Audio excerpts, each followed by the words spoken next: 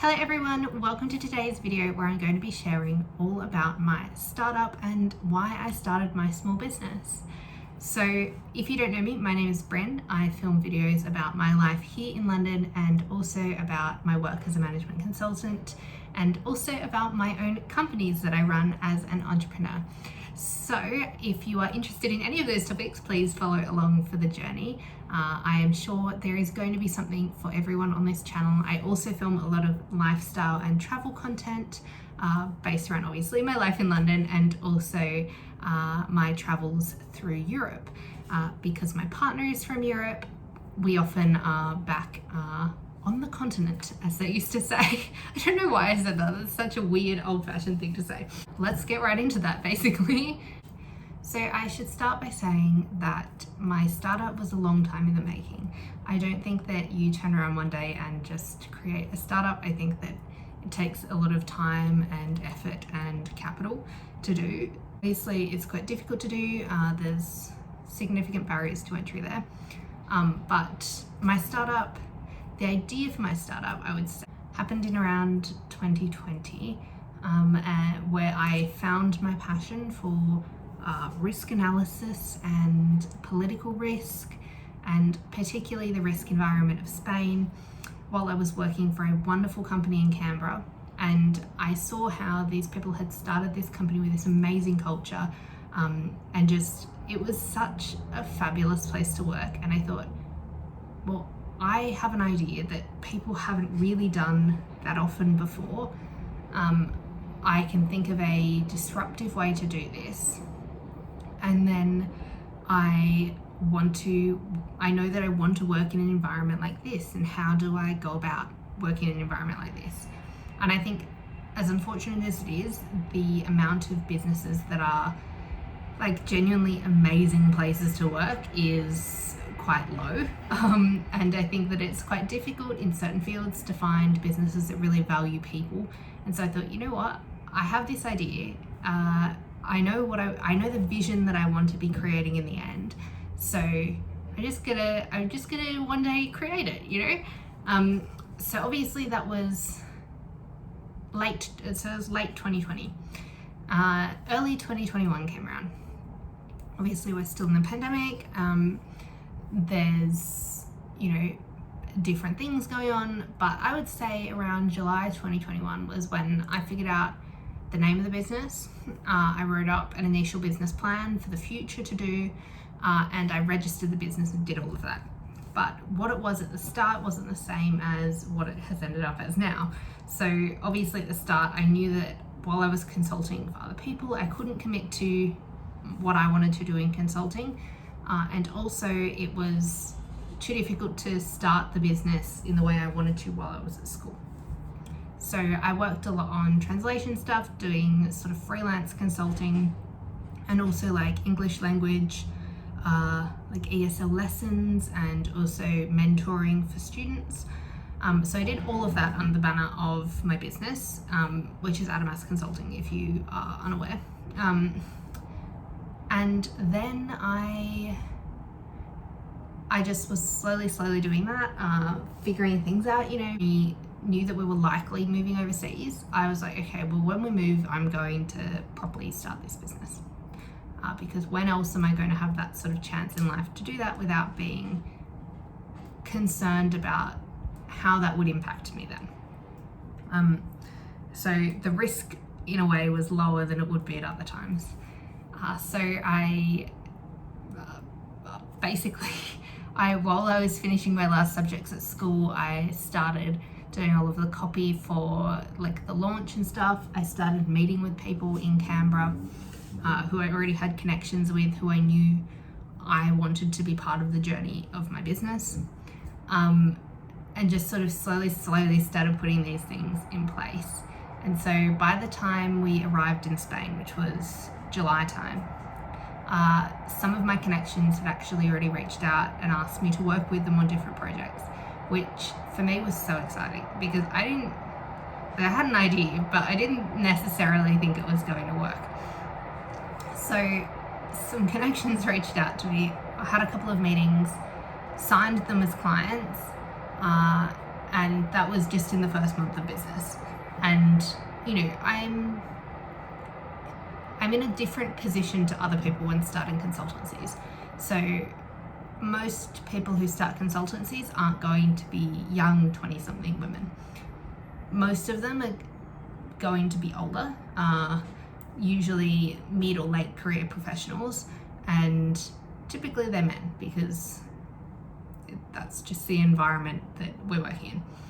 But I know that I really break that stereotype, so I didn't necessarily think that it was going to be super successful straight away. Like, that was something that I didn't really, like, obviously I hoped that it would, and obviously, like, I believed in myself, so I thought, like, I knew that I was providing something that was needed, but I didn't necessarily think that it would happen so quickly. So that was amazing. Within a month, I had already got a client. I've just been building different things for the business as time goes on, to try and build my client base and help more businesses do what I think is a useful thing for them to do. So that's basically the story of my startup so far. I'm going to be filming a couple more videos about this topic, just so you guys can have an idea of what it's like to start a startup. But in this second half of the video, I'm going to chat through the things that I did in those initial sort of stages. Like the stages, some of them took quite a long time. Like the initial stage, having the idea, that was a long stage. Figuring out how I was going to do the thing I wanted to do, a long stage. But other things were just quite quick, you know. So I would say I started off by having the idea. I wrote a business plan for it. After I had come up with a name, coming up with a name is the hardest thing. That's the worst of all of it. That took me weeks to decide on a name that I liked and that I felt matched the message of the company. So the name is Innermost, which is loosely translated to like additionally or also or something more. So it's about adding value to businesses who are looking to internationalise. I needed to find a name that would work well in English and Spanish, that people could say from both places, which is obviously a challenge. And I think that I succeeded in doing that in the end. Then I started working on all of the branding and the logos and the brand kits. So my fonts that I use, the different colors that we use, all of like the invoicing, the letterheads, all of that, made all of those up because that was actually not a difficult thing to do. I just used Canva to do it, like to do all of the letterheads and stuff, really easy. Then what did I do then? Then obviously I had to go through the process of registering the business once I'd started doing business-like things. So in Australia, that's about getting an ABN, getting some other things. So I did that, registered the business, and then I started writing all of the copy for like the website, which is still in production, I should say, the website and the promotional video and finding contractors to make those things. All of that I then went through in that step of the process. And then so once the business was really sort of, I was like, right, okay, I'm going to launch this business in like June, July of 2022. Once we're in that stage, I started writing out like case studies and products that we offered, and getting things ready to post on LinkedIn, and also, as I said before, meeting with different potential clients and potential partners to really build the business. After I did that, I went, okay, gotta have like a bit of a break before I actually launch this thing. And then come mid-July, I announced to everyone that I was starting the business, and I started to build a platform. And so that's meant that in the past few weeks, I have grown my followers on LinkedIn pretty exponentially. We're around 200 on LinkedIn, which is not so bad for a very small business. And on my personal page, I've grown from 500 to around 1,100-ish in the last 3 weeks. So starting to put the business out there, put me out there, and getting people to recognize us as a brand, I suppose. Also been in talks with other people coming on board, lots of exciting clients. I've had a few people asking if I can hire them.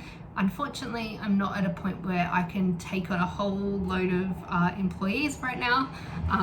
That is the unfortunate thing about a startup, but hopefully that's something we can do in the next year or so. That would be amazing if we could start onboarding some people. Yeah, and that's pretty much it in terms of this video and what I did to start the company. I hope you enjoyed it, and I hope you found something interesting in the story of my company. If you did like it, please give the video a thumbs up, and also follow along for more business videos and more consulting videos and more London videos. So yeah, thank you very much, and I will see you next time.